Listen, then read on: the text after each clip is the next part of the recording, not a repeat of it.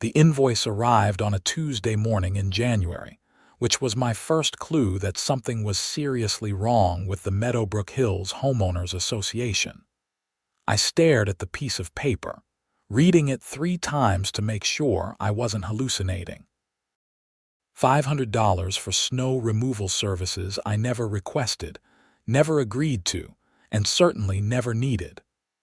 My driveway was perfectly clear. I had my own snowblower, a trusty Toro I'd bought 5 years ago that handled every storm like a champion.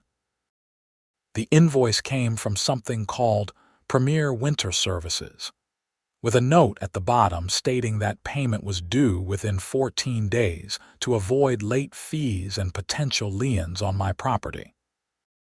My name is Harrison Lawson, and I'd lived in this development outside of Portland, Maine for 3 years. The community was nice enough, with well-maintained common areas and reasonable people who mostly kept to themselves. The HOA had always been relatively hands-off, which was exactly how I liked it. My monthly dues were $150, which covered landscaping of common areas, the small community pool, and administrative costs. Nothing about mandatory snow removal services. I grabbed my phone and called the number on the invoice. A woman answered after 2 rings. Premier Winter Services, this is Debbie. Hi, I'm calling about an invoice I received. I never requested your services, and I need to understand why I'm being charged $500. Name and address, please. I provided both, hearing the clicking of a keyboard in the background. Ah yes, Mr. Lawson. That's for the seasonal snow removal package mandated by your HOA. We've serviced your driveway 3 times this month. I have my own snowblower. I clear my own driveway. And I never signed anything agreeing to this. You'll need to take that up with your HOA board, sir. We have a contract with them, and they provided us with a list of all properties in the development. Payment is still due by the 28th. I hung up, already feeling my blood pressure rising. This had to be some kind of mistake. I pulled up the HOA website and found the contact information for the board president, a woman named Patricia Winters. I'd seen her at a few community meetings but never had any direct dealings with her. According to the website, she lived 4 streets over from me. My email was polite but firm. I explained the situation, attached a scan of the invoice, and requested clarification. I also mentioned that I'd been clearing my own driveway all winter and hadn't seen any snow removal service at my property. The response came within an hour, which should have been my second warning sign. Dear Mr. Lawson, thank you for your inquiry. As outlined in the updated HOA bylaws passed in November, all residents are required to use Premier Winter Services for snow removal. This ensures uniform quality and appearance throughout the community. The seasonal fee of $500 was the result of competitive bidding, and failure to pay will result in late fees of $50 per week, followed by lien proceedings if necessary. Please remit payment promptly. Regards, Patricia Winters, HOA Board President. I read the email twice, then immediately went to find my HOA documents.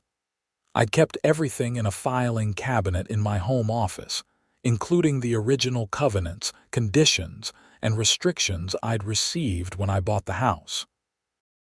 I spent the next hour going through every page, looking for anything about mandatory snow removal services. Nothing. Not a single word. The CC and Articus mentioned that residents were responsible for maintaining their properties, including prompt removal of snow and ice from driveways and walkways. But there was absolutely no requirement to use any specific service.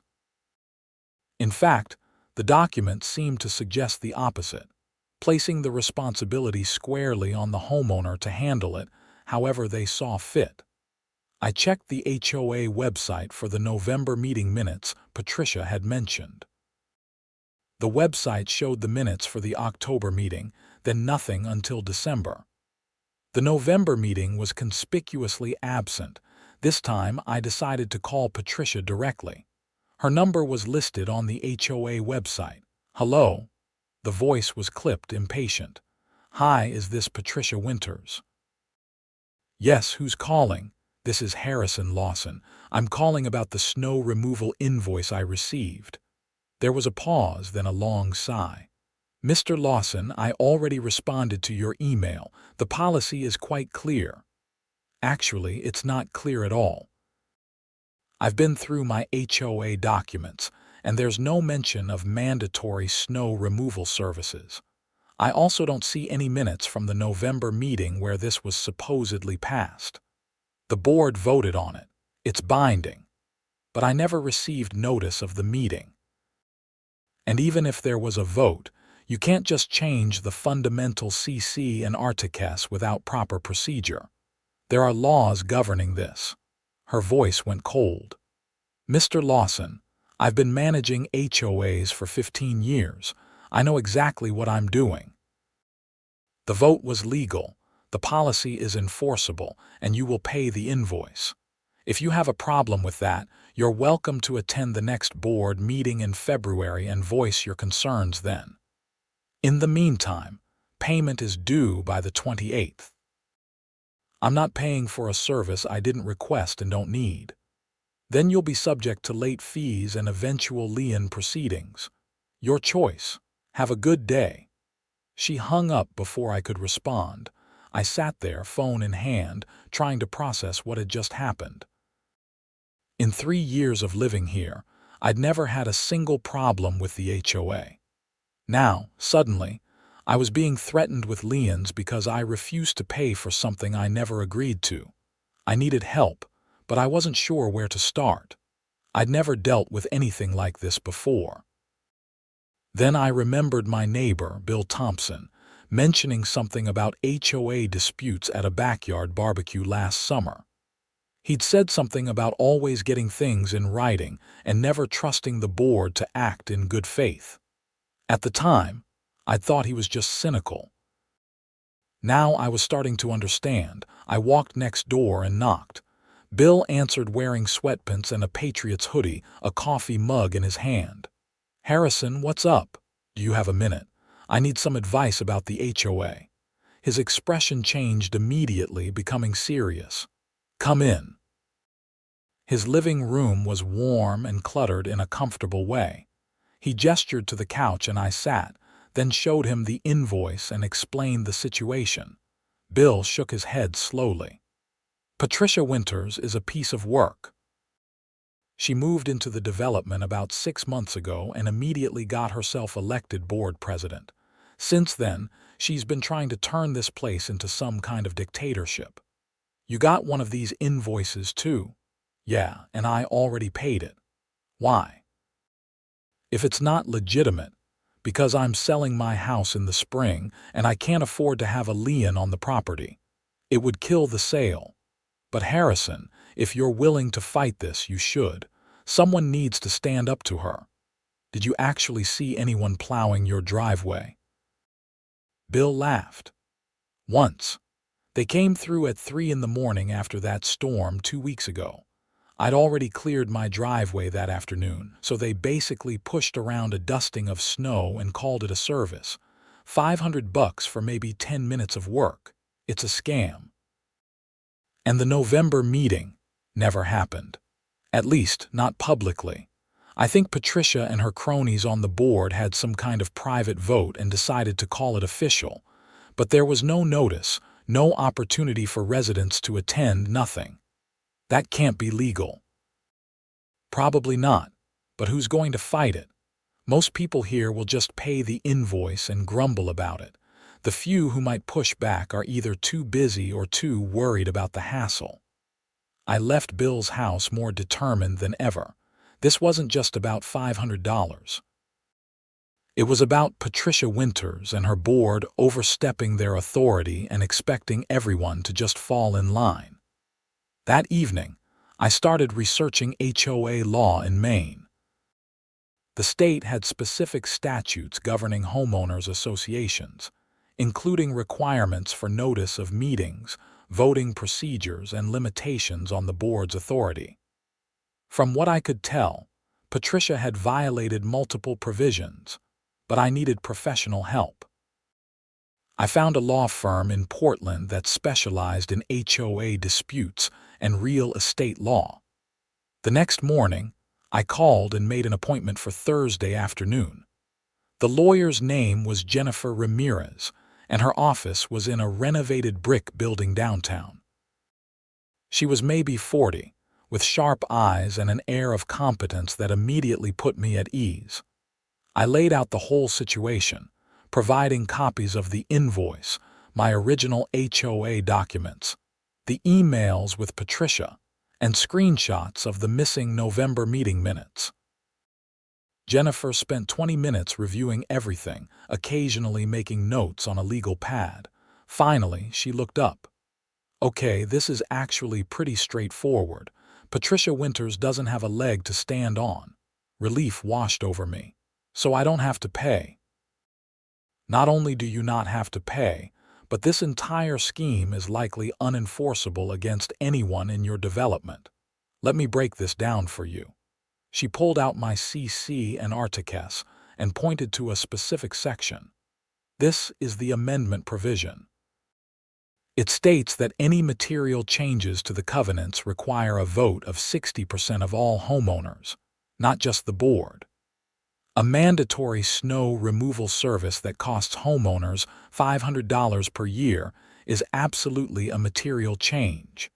The board can't just vote on that themselves. So the November vote, even if it happened, is meaningless. They don't have the authority, but here's where it gets interesting." She turned to her computer and pulled up what looked like corporate records. "I did a quick search on Premier Winter Services while you were talking. The company was registered in Maine in October of last year. Want to guess who one of the registered agents is? Patricia Winters. Close. Her husband, David Winters. They're both listed as having ownership stakes in the company." I felt my jaw drop. "She's funneling HOA money to her own company." "That's what it looks like. If we assume even half the development is paying these invoices, we're talking about serious money. How many homes are in Meadowbrook Hills?" "About 200. Jennifer did the math quickly. "So potentially $100,000 going to a company she and her husband own. That's fraud, Harrison. That's possibly embezzlement, depending on how the HOA funds are structured and whether any HOA money is going directly to Premier." "What do I do?" "First, you don't pay that invoice. Second, I'm going to draft a letter to Patricia Winters and the HOA board, explaining exactly why this scheme is illegal and unenforceable. Third, I'd recommend you start talking to your neighbors and encourage them to contest these charges as well.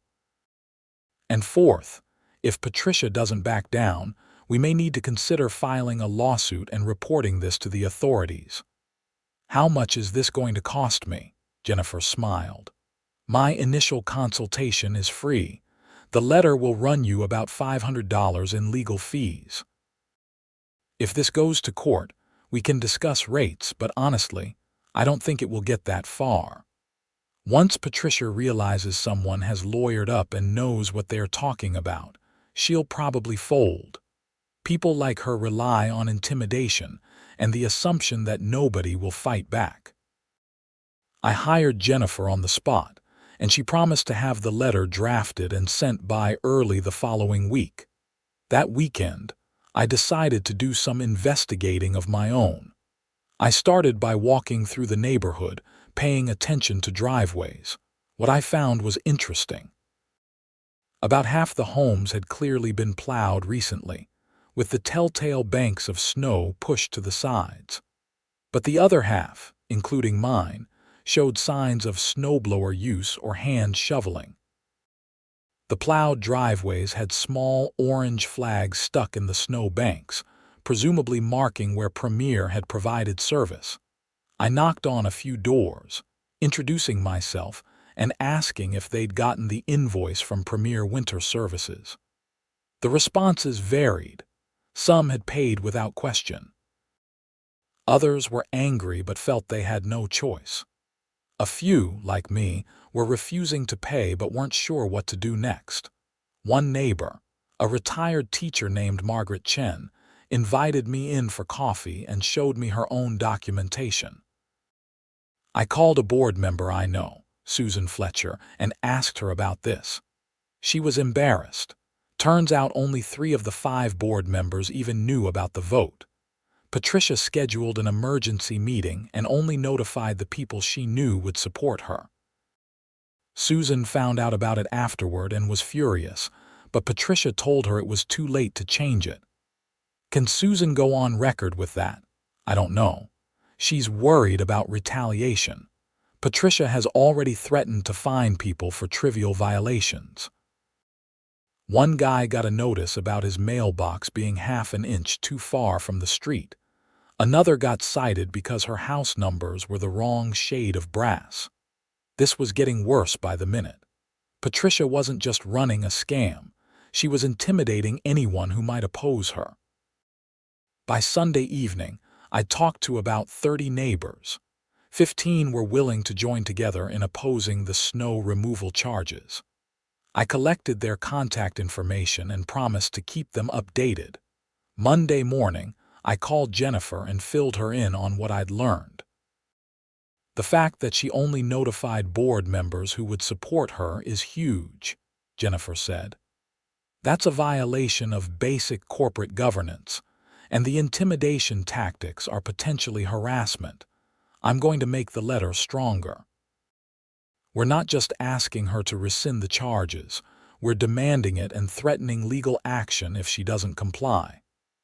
What about the fraud angle? The fact that she owns the company? I'm going to mention it, but carefully. We don't want to make accusations we can't prove.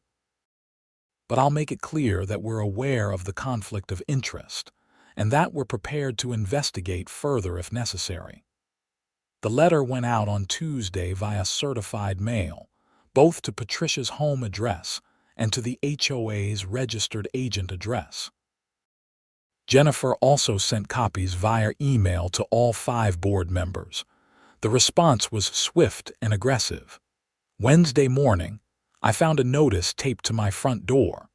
It was an HOA violation notice, claiming my lawn edging was not in compliance with community standards. The fine was $250, payable immediately. I took a picture of the notice, then walked outside and looked at my lawn edging. It was identical to every other house on the street. There was nothing wrong with it. I called Jennifer. That's retaliation, pure and simple, she said. Don't pay the fine.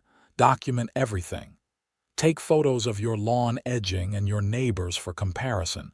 Save every piece of paper, every email, every communication. Is she really this stupid? This is only going to make things worse for her. People like Patricia Winters are used to getting their way through intimidation. She probably thinks you'll back down if she makes things difficult enough. What she doesn't realize is that she's just building our case. That afternoon, 3 more of my neighbors who'd agreed to join the opposition received similar violation notices. One was cited for a supposedly cracked driveway, another for a mailbox that was allegedly wobbly, and the third for window shutters that were the wrong color, even though the shutters had been there for 10 years without issue. I organized a meeting at my house that evening. 18 neighbors showed up, all of them angry and ready to fight back. Here's the situation, I explained, standing in my living room. Patricia Winters is running a scam. She's using the HOA to force us to pay for services from a company she and her husband own. When I hired a lawyer and pushed back, she started retaliating with fake violation notices. The question is, what do we do about it? A man named Tom raised his hand. Can we recall her from the board? According to the bylaws, yes, but it requires a petition signed by 30% of homeowners, followed by a vote. That's 60 signatures. We can get that, Margaret said. I'll start circulating a petition tomorrow. There's also the legal angle, I continued. My lawyer has sent a letter demanding that Patricia rescind the snow removal charges and cease her retaliation tactics. If she doesn't comply, we may need to file a lawsuit. That will cost money, and I can't afford to fund it alone. How much are we talking? Someone asked. Maybe 5,000 to 10,000, depending on how far it goes. If we win, the HOA will have to pay our legal fees, but we need to front the costs. The group discussed it, and eventually we agreed to establish a legal defense fund. Everyone in the room committed to contributing at least $500, which gave us a starting pool of $9,000.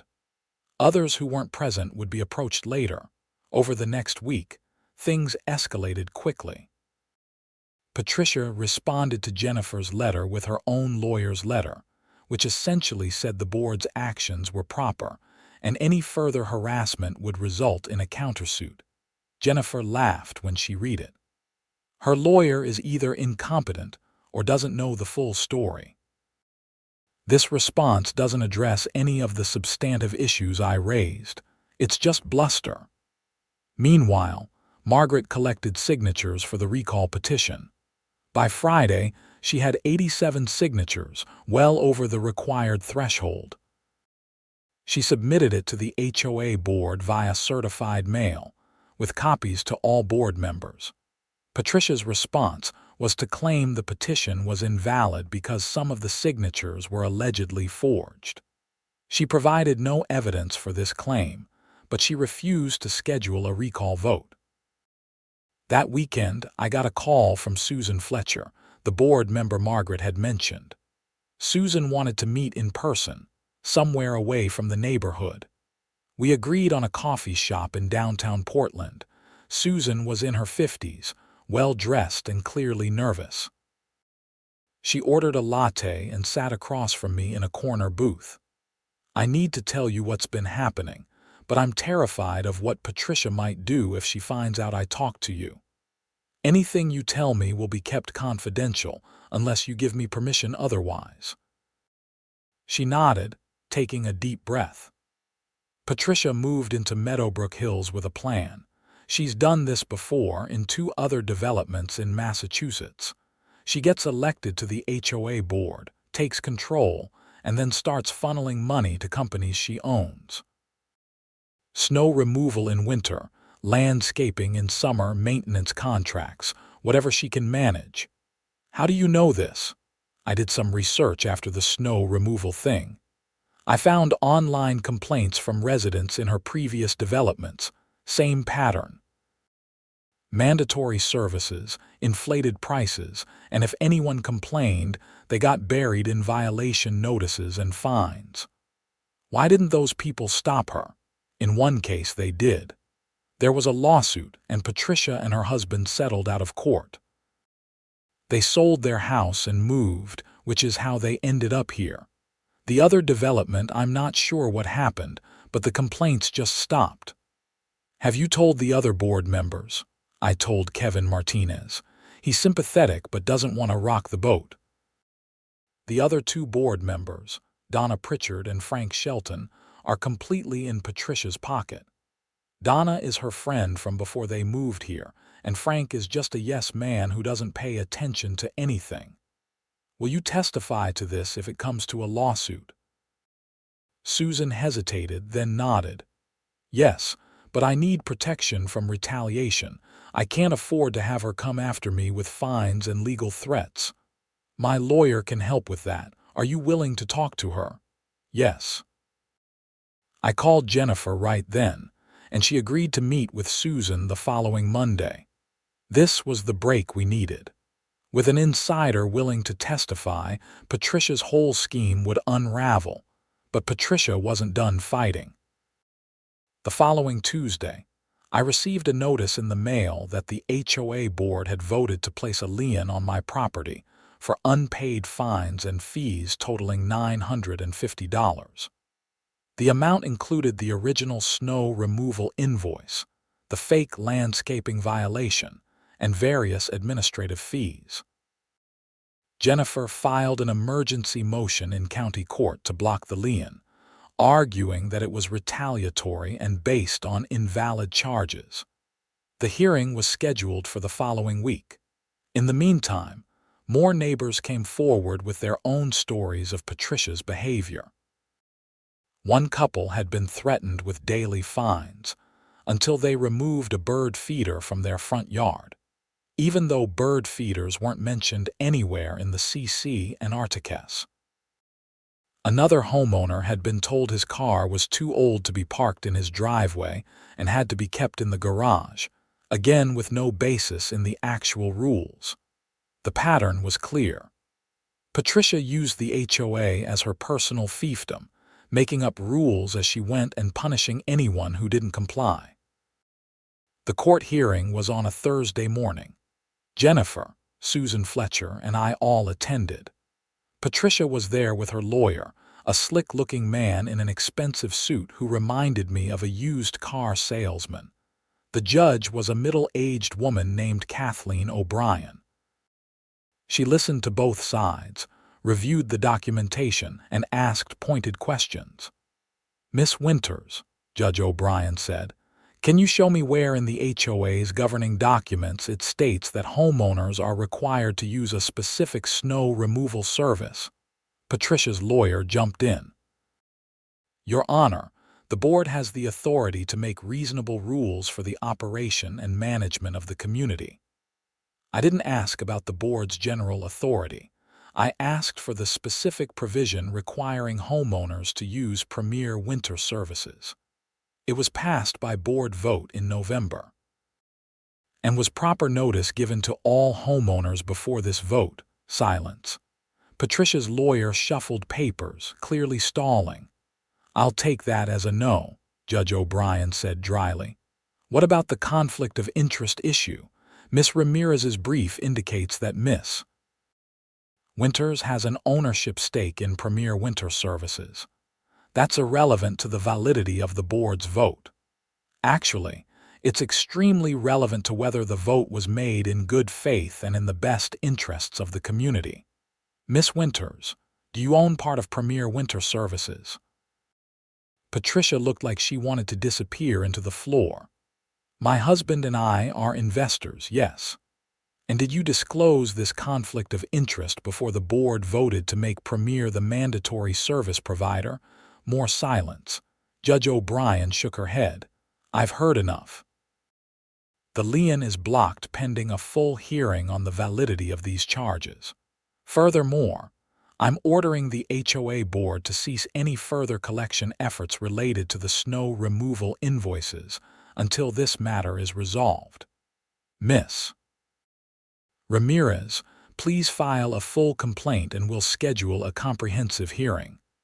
We walked out of the courthouse victorious, but Jennifer warned me this was just the beginning. "Patricia will fight this all the way. We need to be prepared for a long battle."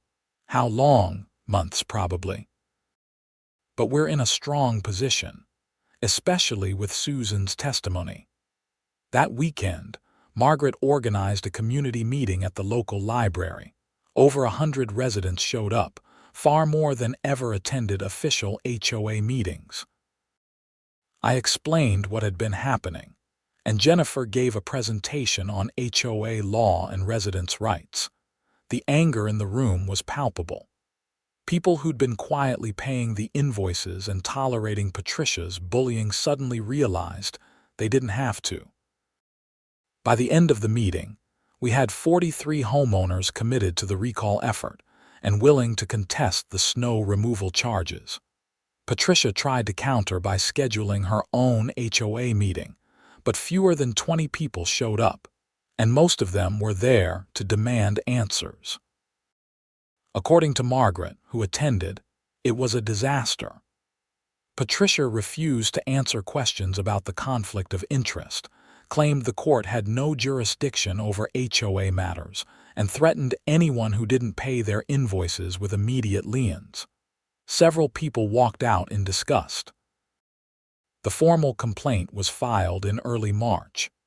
Jennifer's legal brief was a masterpiece, laying out every violation Patricia had committed: improper notice for board meetings, unauthorized rule changes, conflicts of interest, retaliatory fines, and improper lien proceedings. She also included a count for fraud, based on Patricia's failure to disclose her ownership of Premier Winter Services.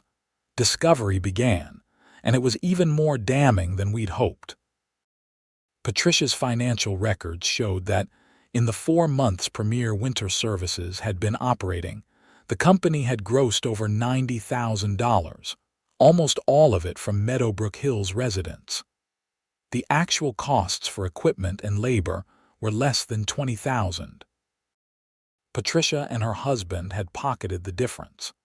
Even worse, we discovered that some HOA funds had been used to pay Premier for services in common areas, meaning Patricia had essentially been paying herself with community money. In April, the Maine Attorney General's office opened an investigation into potential fraud and embezzlement. This wasn't just a civil matter anymore. Criminal charges were possible. Patricia's lawyer tried to negotiate a settlement, offering to refund all the snow removal charges and resign from the board in exchange for us dropping the lawsuit and not cooperating with the criminal investigation. Jennifer advised against it. "We have her dead to rights. Let's see this through." The full hearing was scheduled for late May. In the meantime, the recall vote was finally held, supervised by an independent third party to ensure fairness. The result was overwhelming. 84% of voting homeowners supported recalling Patricia from the board. She was out. The new board, led by Susan Fletcher, immediately voided all the snow removal contracts and began the process of refunding charges to anyone who'd paid. The May hearing lasted 2 days. Jennifer presented our case methodically, calling witness after witness. Susan Fletcher testified about the secret board meeting and Patricia's pattern of behavior. Other homeowners described the retaliatory fines and intimidation tactics. A forensic accountant walked through the financial evidence, showing exactly how much money Patricia and her husband had made from the scheme. Patricia's defense was weak. Her lawyer tried to argue that the board had acted in good faith, that the snow removal service was a legitimate community benefit, and that any financial gain was incidental. But the evidence was overwhelming. Judge O'Brien's ruling came 2 weeks later. She found in our favor on every count, ordering Patricia to refund all snow removal fees, pay our legal costs of $12,000, and personally pay a fine of $25,000 to the HOA for breach of fiduciary duty. But the biggest blow came 3 weeks after that, in mid-June. The Attorney General's office filed criminal charges against Patricia and her husband for fraud and embezzlement. The charges carried potential prison time. I attended the arraignment, sitting in the back of the courtroom. Patricia looked smaller somehow, deflated. The confident, aggressive woman who tried to intimidate an entire neighborhood was gone, replaced by someone who looked scared and defeated. Her lawyer entered a not guilty plea, but everyone knew how this would end.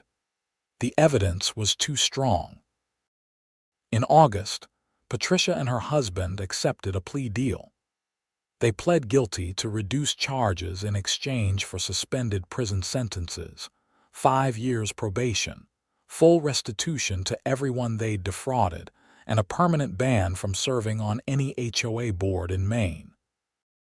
The final restitution amount, including interest and penalties, came to over $130,000. Patricia and her husband were forced to sell their house in Meadowbrook Hills to cover it. By September, things had finally returned to normal. The new HOA board, led by Susan, ran things fairly and transparently.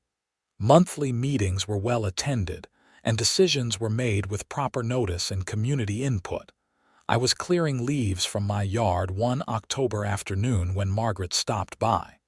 "Have you heard the news?" "What news?" Someone in Patricia's old development in Massachusetts saw the news coverage of her case. They're reopening their investigation into her activities there. She might face additional charges. I felt a grim satisfaction. People like Patricia counted on victims being too intimidated or too busy to fight back. But when someone finally stood up, the whole house of cards collapsed. "Good," I said. "Maybe it'll prevent her from trying this again somewhere else." That evening, I sat on my back deck, enjoying the cool fall air. My snowblower was already serviced and ready for winter. This year, when the snow came, I'd clear my own driveway just like always. And if anyone tried to bill me for services I didn't request, well, I had Jennifer Ramirez on speed dial.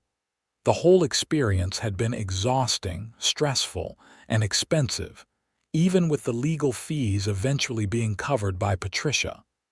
But it had been worth it. Sometimes you have to fight for what's right, even when it's easier to just go along. The neighborhood had changed too. People were more engaged, more willing to speak up at meetings and hold the board accountable.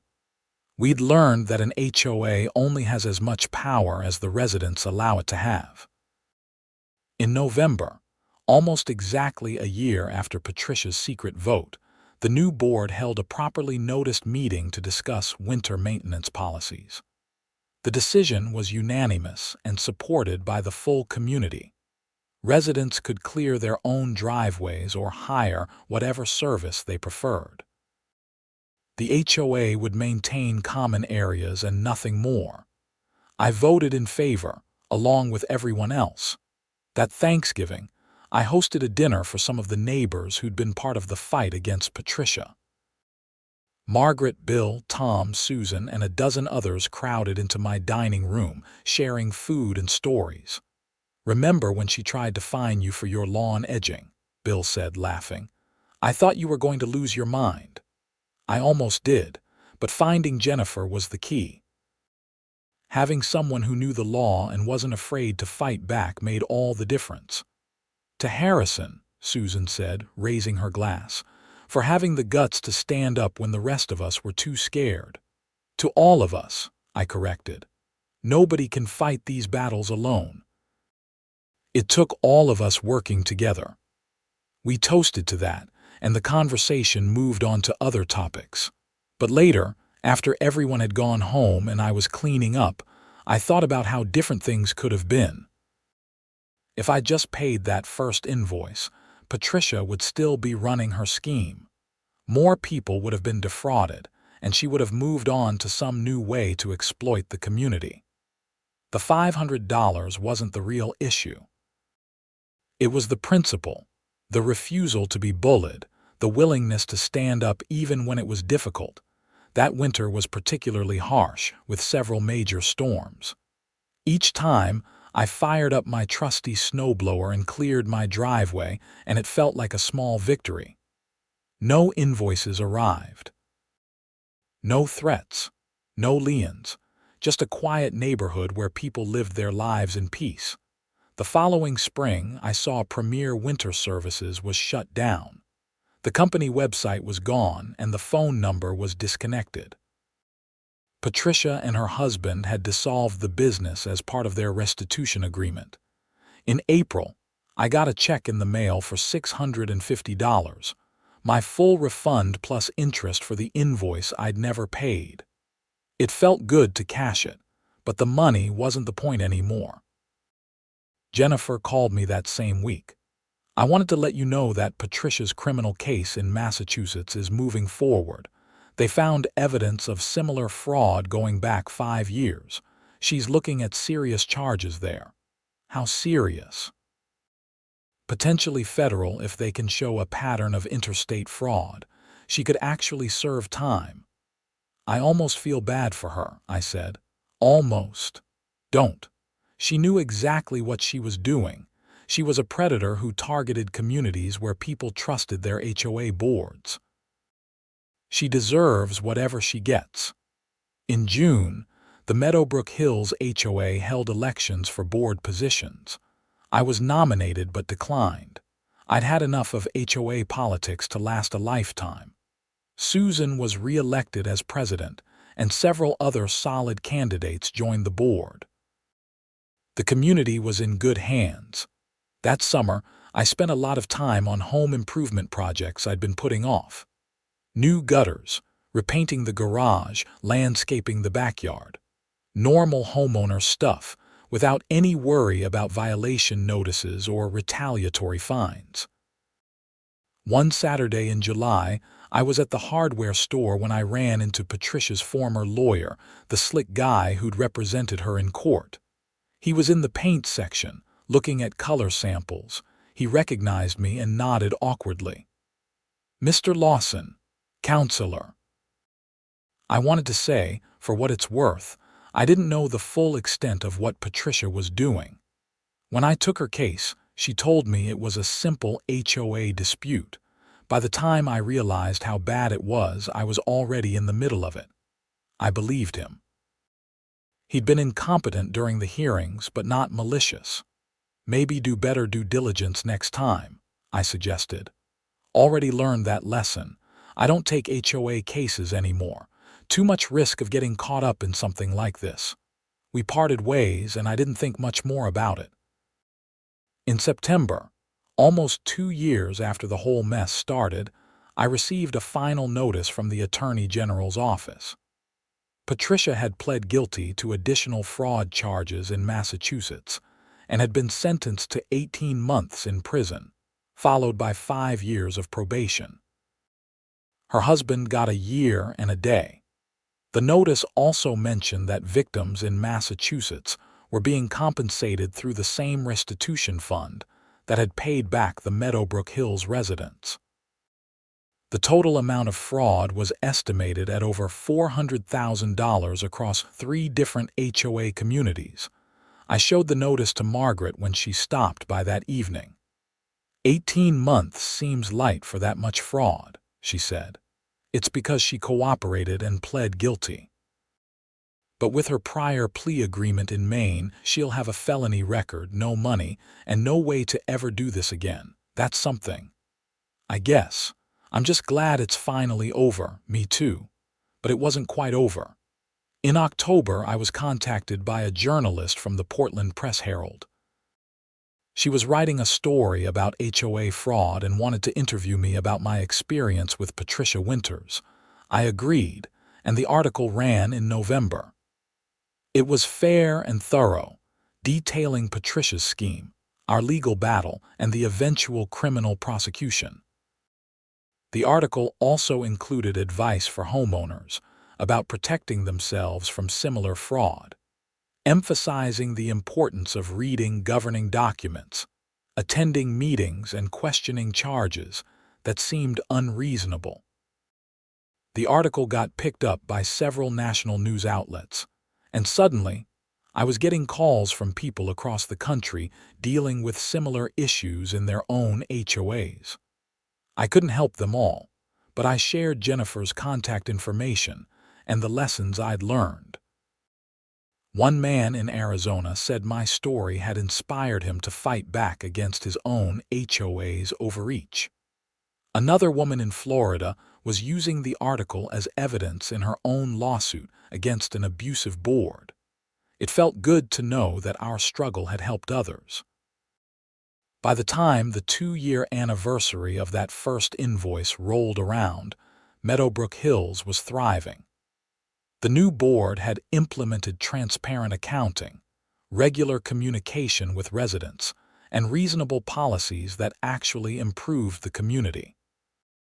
Property values had increased, partly because potential buyers saw the news articles and appreciated that the neighborhood had cleaned house and established strong governance.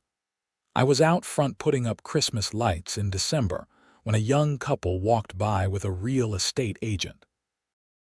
They were looking at the house 3 doors down, which had just gone on the market.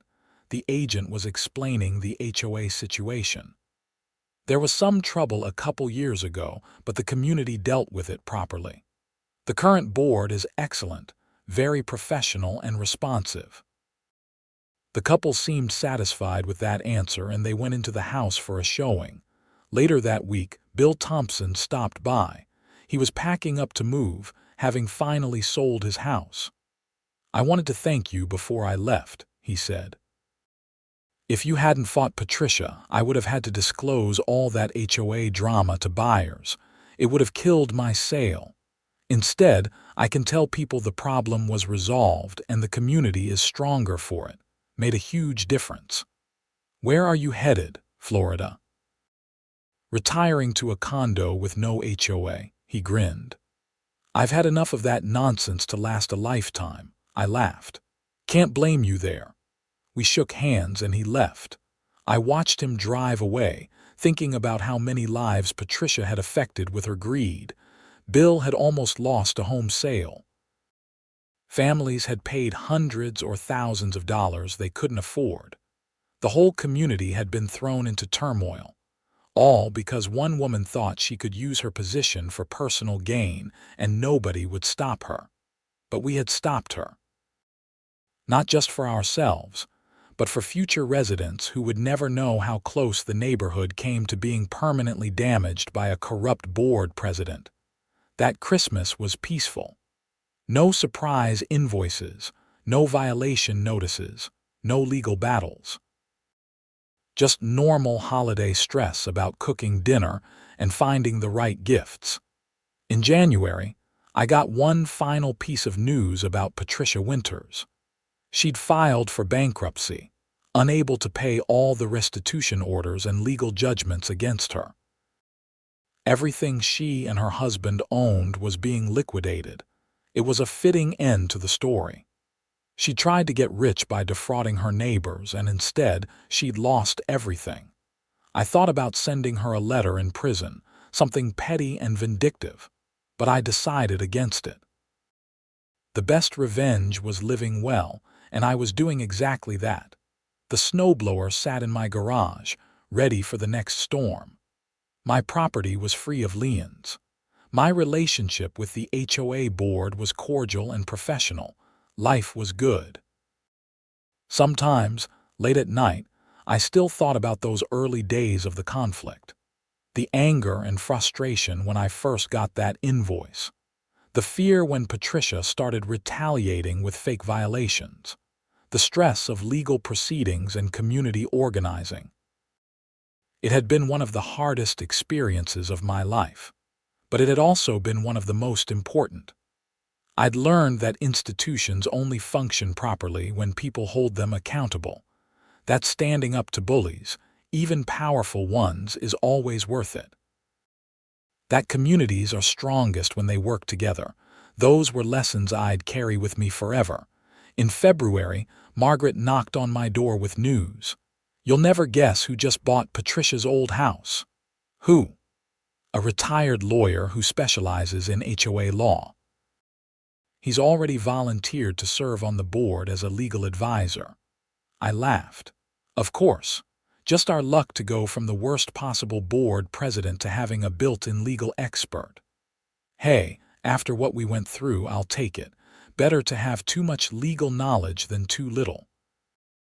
She was right. The community had learned its lesson. We'd never be caught off guard again. That spring, I planted a new garden in my backyard, something I'd been meaning to do for years but never had time for. It was therapeutic, working with the soil, planning the layout, watching things grow. One afternoon, Susan Fletcher stopped by to admire my work. She was still HOA president and by all accounts doing an excellent job. "You ever regret fighting Patricia?" she asked. "Not once." "You?" "Never. But I think about what would have happened if you hadn't stood up first." "I was scared of her, Harrison. We all were. You showed us we didn't have to be." "I was scared too, but being scared and doing nothing, that would have been worse." She nodded, understanding. We talked for a while longer about gardening, about the neighborhood, about normal things. It felt good to have boring, ordinary conversations instead of crisis discussions about legal strategies and evidence gathering. That was the real victory, I realized. Not the court judgments or the criminal convictions or the money recovered. It was getting back to normal. It was living in a community where the HOA served its proper function without drama or corruption. Simple, boring normalcy. After everything we'd been through, it was exactly what we needed. The years that followed were uneventful in the best possible way. The HOA ran smoothly. The community stayed strong. Property values continued to rise. New families moved in, and the story of Patricia Winters became neighborhood legend, told to newcomers as a cautionary tale and a source of pride. I stayed in my house, kept clearing my own driveway every winter, and lived a quiet, satisfying life. And I never, ever took an HOA for granted again. Every time I saw a news story about HOA abuse or corruption, I felt a deep empathy for the people involved. I knew exactly what they were going through. When I could, I reached out, shared my experience, and offered advice. Some fought back successfully. Others weren't as lucky, either lacking the resources or the community support to take on their boards. Each case was different, but the patterns were always similar. People in positions of power abusing that power for personal gain, counting on apathy and fear to protect them. But slowly, awareness was growing. More states were passing laws to regulate HOAs and protect homeowners. More people were paying attention to who served on their boards and what those boards were doing. The work we'd done in Meadowbrook Hills was part of a larger movement toward accountability and transparency. We'd won our battle, but the war against HOA corruption continued. That was okay. We'd done our part. We'd stood up, fought back, and won. And we'd left the community stronger and better protected than we'd found it. That was enough on a cold January morning, exactly 3 years after receiving that first fraudulent invoice. I stood in my driveway after clearing fresh snow. The neighborhood was quiet, peaceful. Smoke rose from chimneys. Kids were building snowmen in front yards. Everything was exactly as it should be. I looked at the snowblower, then at my clear driveway, and smiled. It was such a small thing, clearing your own snow. But it represented something bigger. Autonomy, freedom, the right to make your own choices. Patricia Winters had tried to take that away, and she'd failed. We'd made sure of it. And that, in the end, was the whole story. Someone tried to abuse their power. Ordinary people stood up to them, and justice prevailed. Not because the system automatically worked, but because people made it work. That was the real lesson of the whole experience. Change doesn't happen by itself. Justice doesn't arrive automatically. Communities don't protect themselves. People do that. Individuals, working together, refusing to accept injustice. It was exhausting and stressful and sometimes scary. But it was also necessary and important and worth every moment. I went inside, made coffee, and sat by the window watching the neighborhood wake up. Another ordinary day in Meadowbrook Hills. Another day of peace and normalcy earned through hard work and determination. It was a good day. They all were now.